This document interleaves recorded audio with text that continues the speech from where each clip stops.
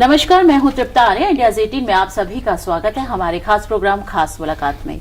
खास मुलाकात एक ऐसा प्रोग्राम है जिसके माध्यम से आप देश की जानी मानी हस्तियों से रूबरू होते हैं। इसी सिलसिले को आज हम आगे बढ़ाते हुए एक ऐसी शख्सियत से आपका परिचय करवा रहे हैं जो किसी परिचय के मोहताज नहीं है।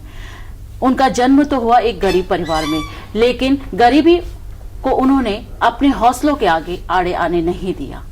उनका जज्बा था जो आज इस कदर आगे बढ़ते हुए बहुत सारे कार्य कर रहे हैं। अगर हम बात करें सपनों की, तो उन्होंने खुली आंख से सपने देखे और कहते हैं जो सपने देखते हैं खुली आंख से और जिनके अंदर जुनून होता है तो पूरी कायनात उनके सपनों को पूरा करने में लग जाती है। जी हाँ, आज हमारे साथ मौजूद रहेंगे सदर प्रतापगढ़ के बीजेपी सांसद श्री संगम लाल गुप्ता जी। तो जानते हैं संगम लाल जी से, संगम से सांसद तक की कहानी। सर, इंडिया 18 में आपका बहुत बहुत स्वागत है। सर, बहुत सारी चीजें आपके बारे में हमें पता चली। जिस तरीके से आपके बचपन की हम बात करें, बचपन आपका बहुत ही ज्यादा गरीबी में निकला, लेकिन बावजूद उसके आपने हौसलों में अपनी कोई कमी नहीं छोड़ी। क्या थी सारी बचपन की कहानी सर? देखिए, हम एक बहुत ही गरीब परिवार में हमारा जन्म हुआ। हमारे दो भाई पहले हमसे बड़े, वो एक्सपायर हो गए थे। तो हमारी माताजी ने, जैसे गांव की महिलाएं एक मन्नत मानती हैं कि भाई हमको बेटा अब जन्म होगा तो हम गंगा जी को समर्पित कर देंगे।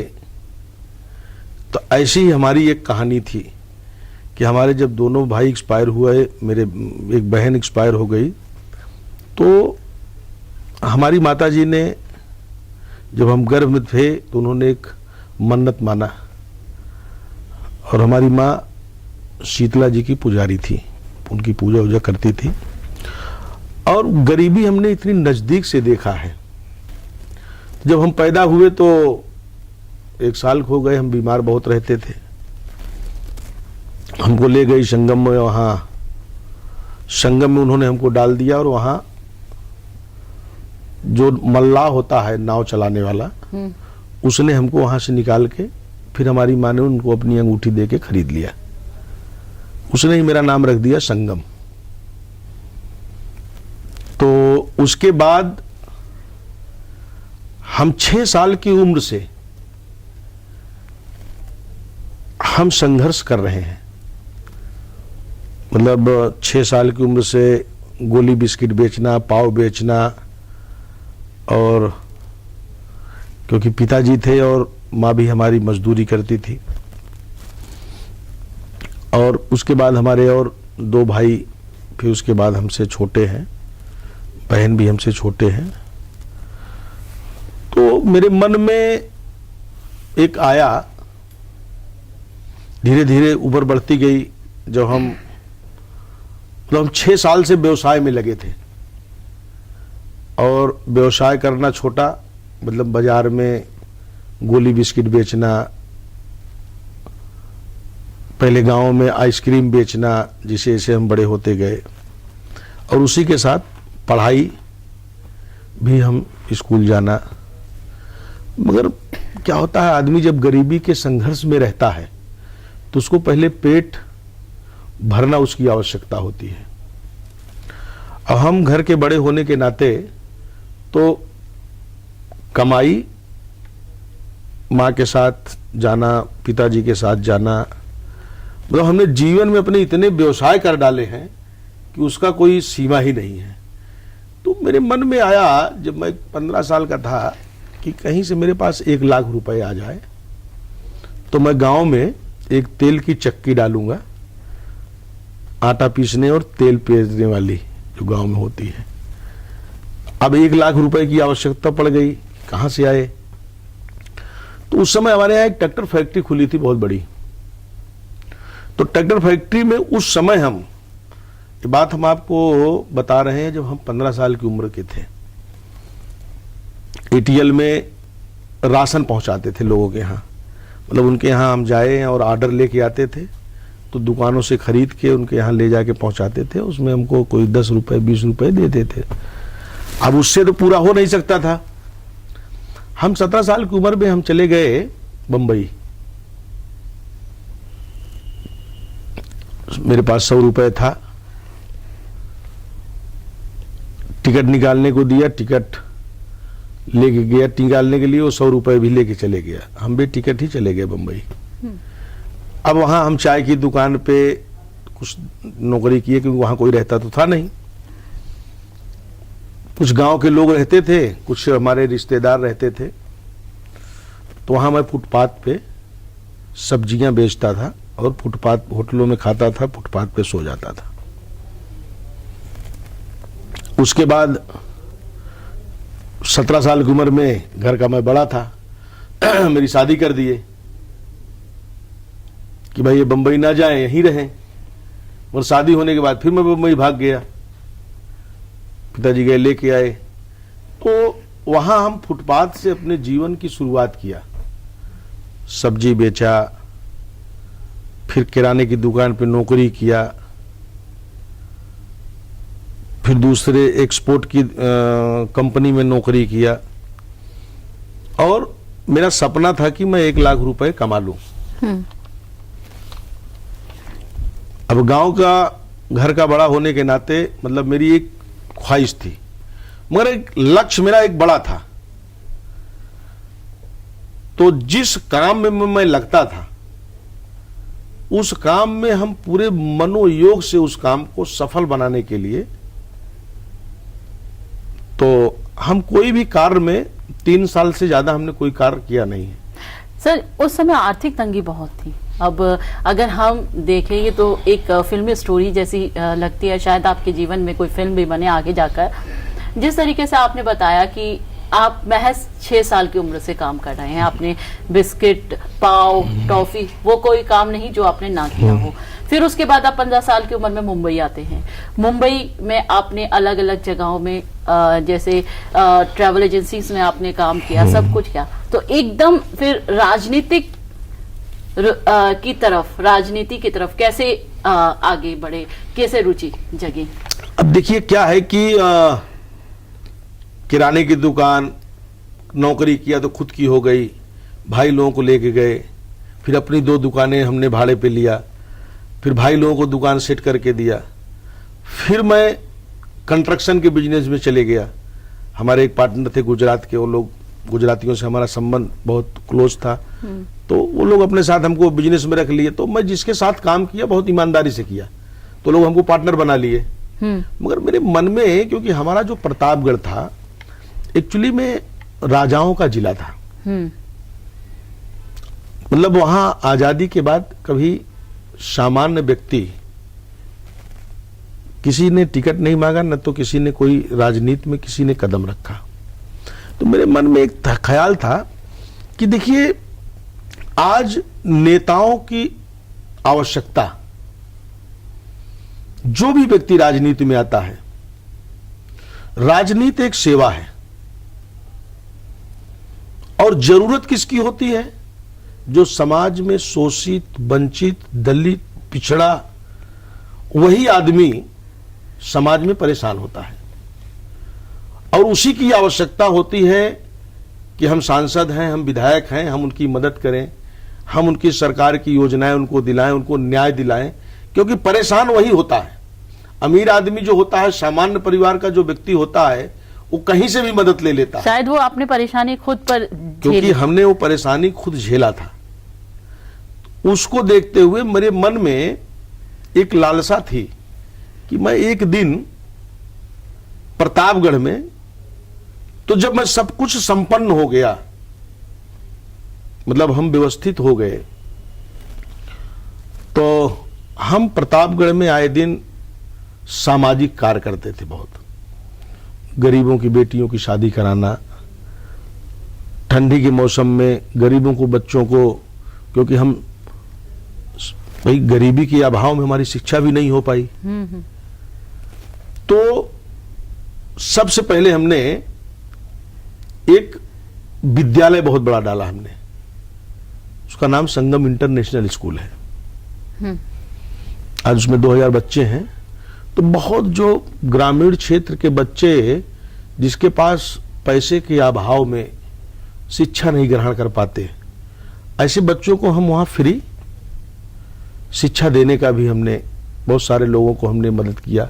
आज भी हमारे 2 विद्यालय हैं, उसमें जो एकदम, क्यों क्या होता है कि गरीब के जो बच्चे होते हैं उनके अंदर टैलेंट तो होता है, उनके अंदर उनके माँ बाप भी चाहते हैं कि हमारे बच्चे पढ़ें, मगर कहीं ना कहीं पैसे के अभाव में वो पढ़ नहीं पाते हैं।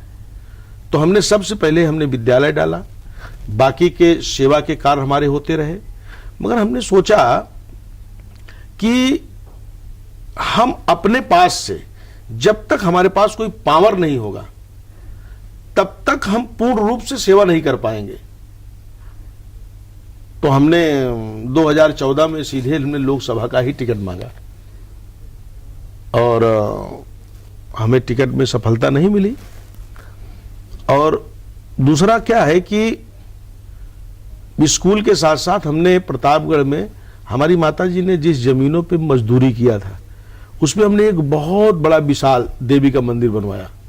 उस सारी जमीनों को लेकर 10 एकड़ में मंदिर है देवी का। देवी से हमारा आस्था बहुत है। आज मैं जो कुछ भी हूं उनकी कृपा से हूं, यहां तक का हमने जो सफर तय किया है।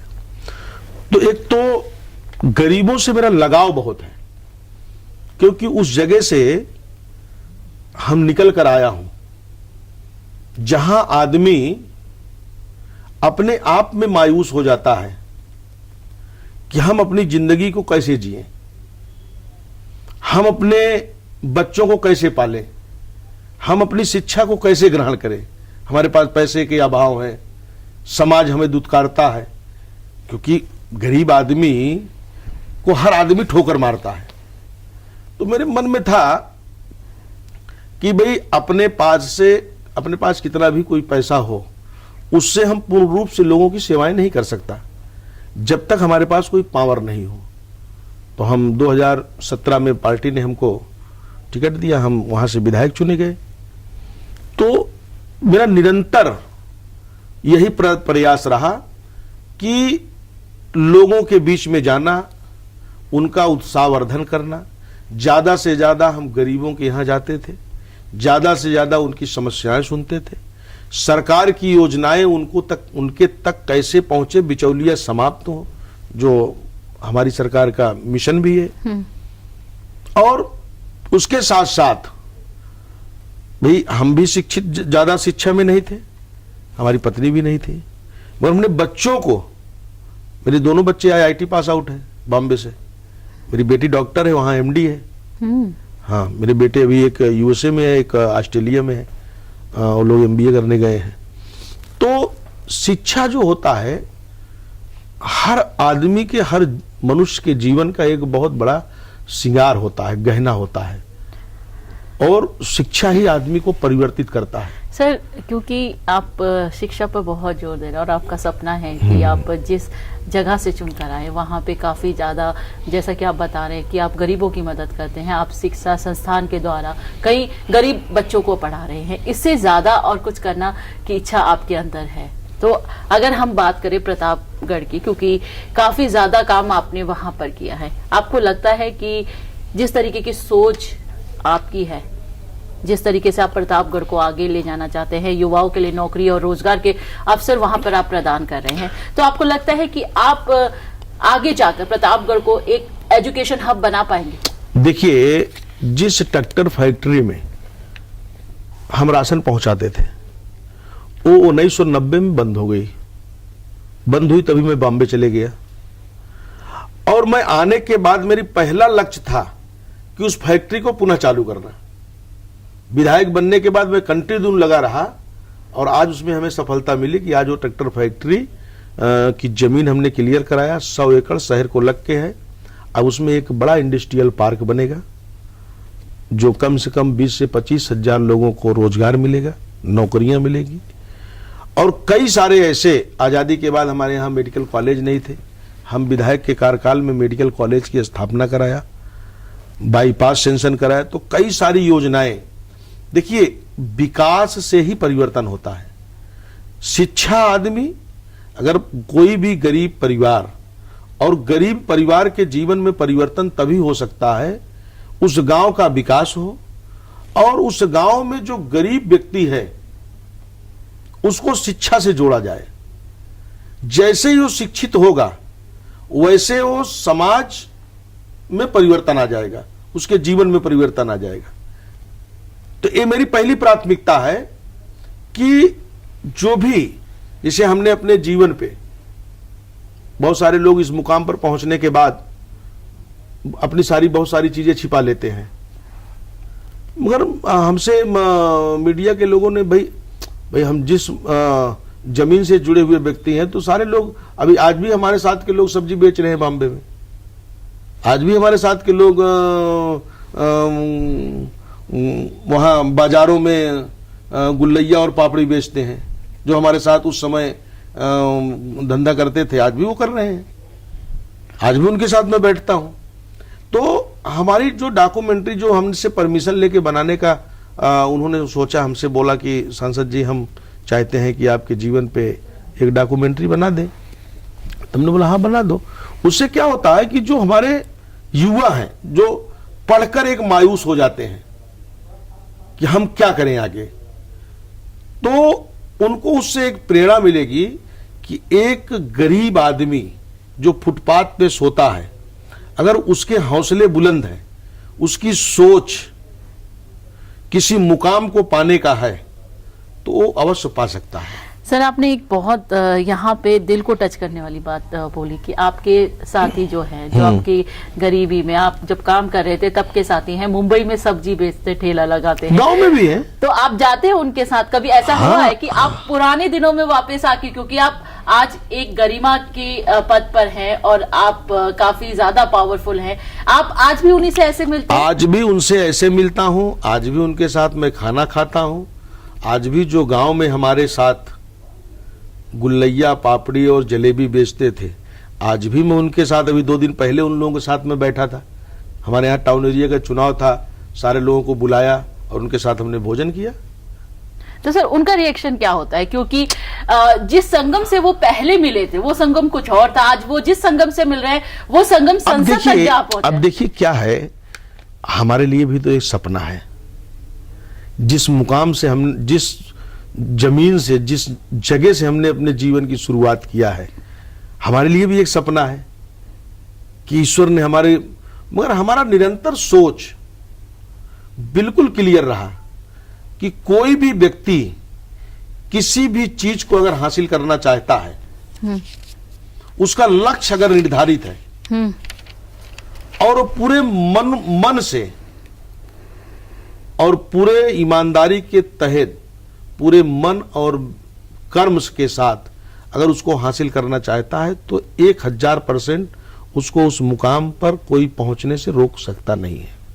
सर, क्योंकि अगर हम प्रतापगढ़ की बात करें, वहां पे काफी बाहुबली नेताओं का राज था, आपने उन लोगों को हराकर अपना वहां पे एक अलग ही मुकाम हासिल किया। देखिए तो सर कितना मुश्किल होता है कि पुराने लोगों को पराजित कर आप एक नए युग की शुरुआत आपने की। देखिए, पहले बाबा साहब भीमराव अंबेडकर ने कहा है कि पहले राजा माँ के पेट से पैदा हुआ करते थे और अब राजा बैलेट बॉक्स से पैदा होते हैं, क्योंकि ये लोकतंत्र है। तो ना हमारे देश में कोई राजा है ना कोई रजवाड़ा है, हमारा ये देश लोकतांत्रिक देश है। तो माननीय देश के प्रधानमंत्री आज चाय बेचकर इस मुकाम तक का सफर उन्होंने तय किया। आज उनकी चिंता यही है कि गरीब के जीवन में परिवर्तन कैसे हो, और गरीब के जीवन में परिवर्तन तभी हो सकता है जब उसके पास अपना एक रहने का छत होगा, जब उसके पास रहने के लिए छत हो और सरकार की सारी योजनाएं उसको बगैर बिचौलियों को मिल जाए। क्योंकि हर आदमी मजदूरी करके अपना पेट पाल लेता है, मगर सोने के लिए, रहने के लिए उसको एक छत की आवश्यकता है। हमारे देश के प्रधानमंत्री ने प्रधानमंत्री आवास, प्राथमिकता पे जिसके पास घर नहीं है उसको देने का काम किया। हमको मालूम है कि हमारी बहन बेटियां खुले में शौच करती थी, कितनी बड़ी विडंबना थी। और इतनी बारीक चीजें कोई गरीब का बेटा सोच सकता है, क्योंकि उस संघर्ष को वो देखा रहता है। तो उन्होंने स्वच्छ भारत मिशन के तहत शौचालय की कल्पना किया, हर घर उन्होंने शौचालय देने का काम किया।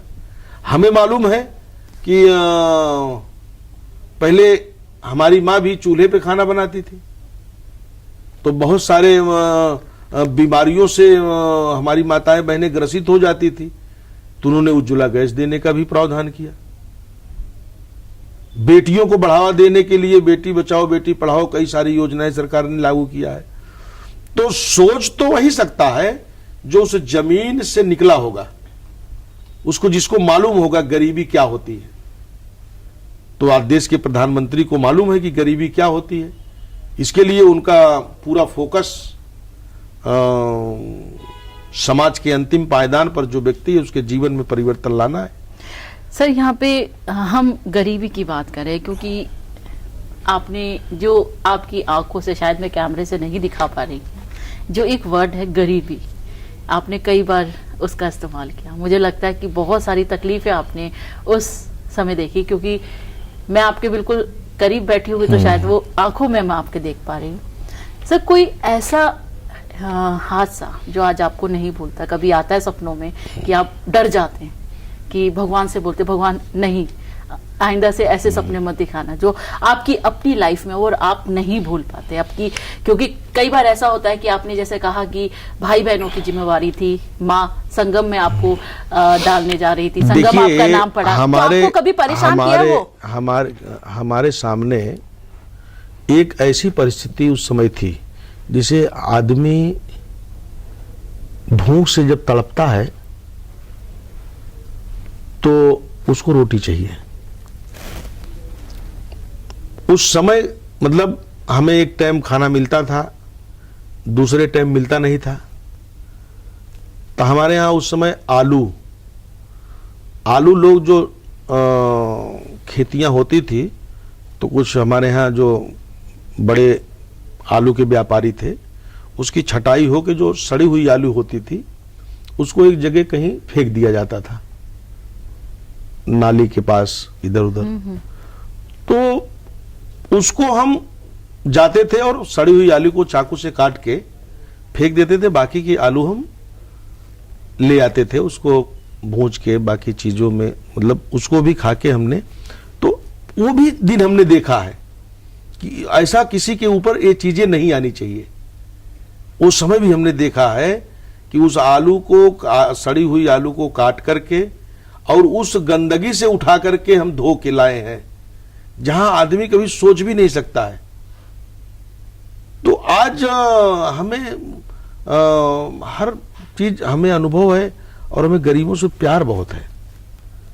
हम आज भी, हम अगर घर में बैठता हूं तो हमारे घर में हम किसी गरीब आदमी को अपने दरवाजे पे नहीं बैठने देता।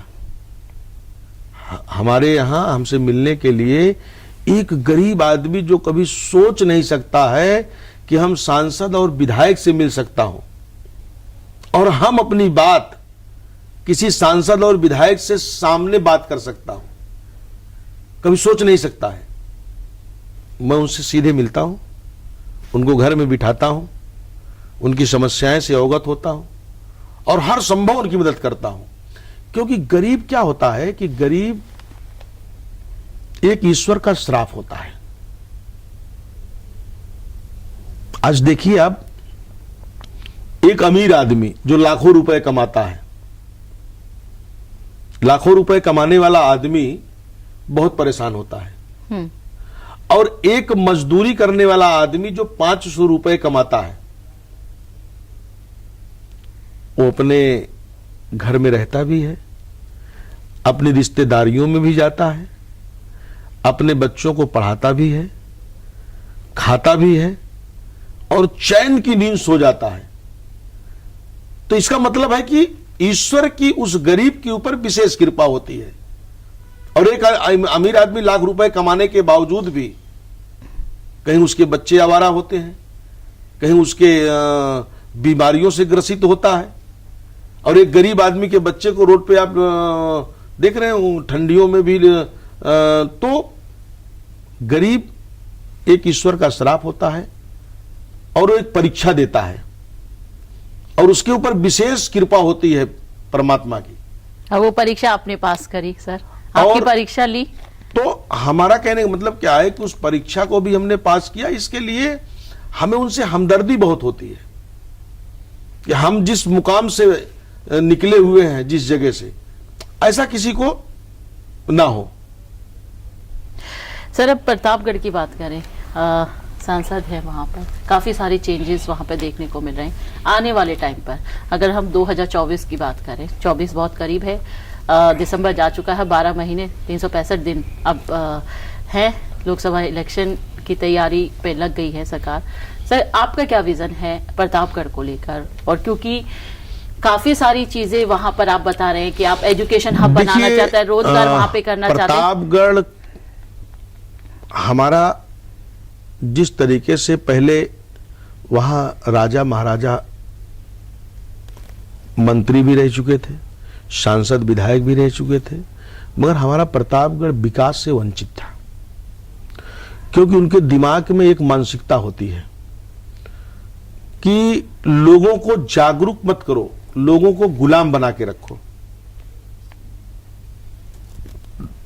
और हम जब से विधायक हुए, सांसद हुए, हमारी प्राथमिकता ही है परिवर्तन, और परिवर्तन तभी संभव हो सकता है लोगों को शिक्षा से जोड़ना, विकास, बड़ी बड़ी योजनाएं इंप्लीमेंट कराना। हमने विधायक रहते हुए हमने 7 पुल का निर्माण कराया और ऐसे ऐसे जगहों पे निर्माण कराया कि जहां लोगों को मालूम ही नहीं था कि हमारा देश आजाद हो गया है, क्योंकि उनके पास कोई रास्ता नहीं था, शिक्षा के अभाव थे, जाते नहीं तो उनको मालूम भी नहीं कि देश आजाद भी हो गया है। तो आज वहां हमने रोड भी बनवा दिया, हमने पुल भी बनवा दिया, आज बच्चे वहां से स्कूल जा रहे हैं, कॉलेज जा रहे हैं। यही परिवर्तन होता है ना, शिक्षित होंगे परिवर्तन हो जाएगा, विकास हो जाएगा, बदलाव हो जाएगा। विकास से आदमी के जीवन में परिवर्तन होता है, सोच में परिवर्तन होता है। वही हमारी सरकार की भी प्राथमिकता है। विकास का मुद्दा मेन रहेगा। सर अगर हम बात करें प्रतापगढ़ और प्रतापगढ़ के आसपास के इलाकों की, वहां पर महिलाओं की शिक्षा पर कितना जोर आपका है? क्योंकि अगर हम सरकार की बात करें, बेटी बचाओ बेटी पढ़ाओ का नारा रहा है, तो महिलाओं को लेकर आपकी आगे की रणनीति क्या है? क्योंकि अगर महिलाओं की बात करें तो कहीं ना कहीं वो असर दिखता है। क्या होता है कि महिला सशक्तिकरण ये हमारी सरकार की प्राथमिकता में है, और इस देश की आबादी, आधी आबादी तो महिलाओं की ही है।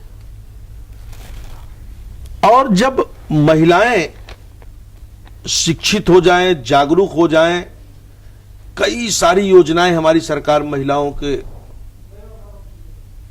जागरूक करने के लिए चला रही है, ट्रेनिंग दे रही है। क्योंकि देखिए, बच्चे मां के ऊपर निर्भर होते हैं, अपनी मां की बातें ज्यादा बच्चे सुनते हैं, और अगर मां समाज की हर चीजें उसको ज्ञान है तो अपने बच्चों को भी उस दिशा की तरफ वो मोड़ देती है। और बच्चे जब समाज में शिक्षित हो गए, 4 जगह बैठने लगे, तो उनके जीवन में परिवर्तन हो जाता है। और जैसे ही परिवर्तन हो जाता है, उनकी अपनी एक गरीबी भी दूर हो जाती है, क्योंकि हर माँ बाप चाहता है कि हमारे बच्चे शिक्षित हों, हमारे बच्चे डॉक्टर बन जाएं, हमारे बच्चे आईएएस बन जाएं, आईपीएस बन जाएं, इंजीनियर बन जाएं। हर माँ बाप का एक सपना होता है। तो इसको हम इसके लिए अपनी डॉक्यूमेंट्री उसको बनाने के लिए उनको हम परमिशन दिए कि उससे हमारे युवाओं को प्रेरणा मिलेगा। उसको प्रेरणा इसके लिए मिलेगा कि भाई उनके दिमाग में आएगा कि भाई एक आदमी इस जगह से संघर्ष करके यहां तक का सफर तय कर लिया है। तो हौसले को बुलंद करना और अपनी मंजिल को प्राप्त करने की हर व्यक्ति की लालसा होनी चाहिए। और ऐसा कोई, देखिए क्या होता है, जब हम शुद्ध मन से किसी लक्ष्य को पाने के लिए कोई कार्य करते हैं तो उसमें ईश्वर भी मददगार होता है, ईश्वर उसके साथ खड़ा होता है। आधे मन से कोई कार्य सफल नहीं हो पाता भाई।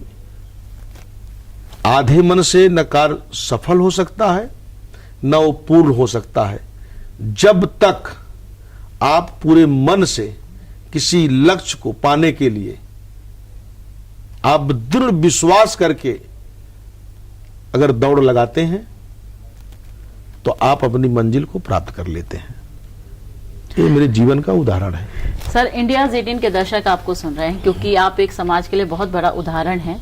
उस तबके से निकल कर आए हैं जहां पर लोग सपने देखते देखते दम तोड़ देते हैं।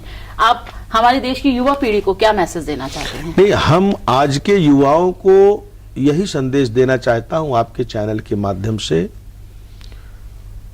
कि चाहे वो पढ़ाई के क्षेत्र में हो तो वो दृढ़ विश्वास करके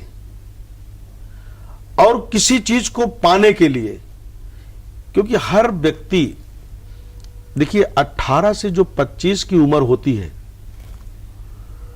वो उम्र जो होती है, अगर किसी विजन के साथ, किसी सोच के तहत अगर हमारा मन चलता है, अगर हम उस तरफ दौड़ते हैं तो हम अवश्य अपनी मंजिल को पा जाते हैं। और ऐसा कोई कार्य नहीं है समाज में, इस धरती पे, कि मनुष्य उस कार्य को नहीं कर सकता है। ऐसा कोई कार्य नहीं है। तो हम युवाओं को यही संदेश देना चाहते हैं कि अगर उस शिक्षा के क्षेत्र में है तो पूरी ईमानदारी और पूरी लगन के साथ जिस मुकाम को वो पाना चाहते हैं उस मुकाम को हासिल करने के लिए बिगर रुके, बिगर थके, अपने लक्ष्य को पाने के लिए उनको दौड़ लगाना चाहिए। अगर वो बिजनेस में है तो अपने व्यवसाय और अपने बिजनेस को भी बिगर रुके, बिगर थके, पूरे मनोयोग के साथ, क्योंकि देखिए फल तो ईश्वर देता है, कर्म आपका कैसा है। अगर आप सोच लेते हैं कि हमारे पास पैसे नहीं हैं, हम तो गरीब आदमी हैं, हम क्या कर सकते हैं, हम कैसे इनको मिल सकते हैं, ये हमारे मन की बातें होती है। अगर हम अपने मन में वो धारणा ही अपना लिए तो हम कुछ नहीं कर सकते हैं भाई। आज हम अगर सोचें उस जगह पे खड़े होके, जिस जगह से हमने अपनी जीवन की शुरुआत किया है, क्या आज मैं लोकसभा में मैं बोलता हूं खड़े होके, और उस जगह में खड़े होके सोचूं कि जिस समय हम नेताओं को देखते थे तो 200 मीटर दूर खड़े रहते थे कि क्या हम भी इनसे मिल पाएंगे। तो हमारा मन है, हमारा कॉन्फिडेंस है। तो कभी भी किसी भी इंसान को अपने कॉन्फिडेंस को कमजोर नहीं करना चाहिए, और अगर कॉन्फिडेंस से किया हुआ कार्य सफल ही होता है। सर, इंडियाज 18 से बात करने के लिए बहुत बहुत धन्यवाद। हम आपसे आगे भी जुड़ते रहेंगे। जो हमारे साथ आज थे, जो एक समाज के लिए एक मिसाल है, हम बार बार कह रहे हैं और शायद डॉक्यूमेंट्री में भी जो आने वाली है बोला जा रहा है, संगम का सफर संसद तक। जी हाँ, बहुत ही प्रेरणादायक इनके जीवन की जो कहानी है वो है, बचपन से शुरू होता है संघर्ष, लेकिन वो संघर्ष से डरते नहीं, वो अपनी मंजिल को हासिल करते हैं। और जैसे कि सर ने कहा कि हमारे अपने जो सपने होते हैं उनको हमने खत्म नहीं करना, अपनी हिम्मत से हमें आगे बढ़ना है, और जो जुनून होके वो कार्य करते हैं, जिस कार्य में वो लगे हुए हैं, तो भगवान उसमें सफलता जरूर देता है। आज के लिए बस इतना ही, लेकिन आप सब जुड़े रहिए इंडियाज 18 के साथ। नमस्कार।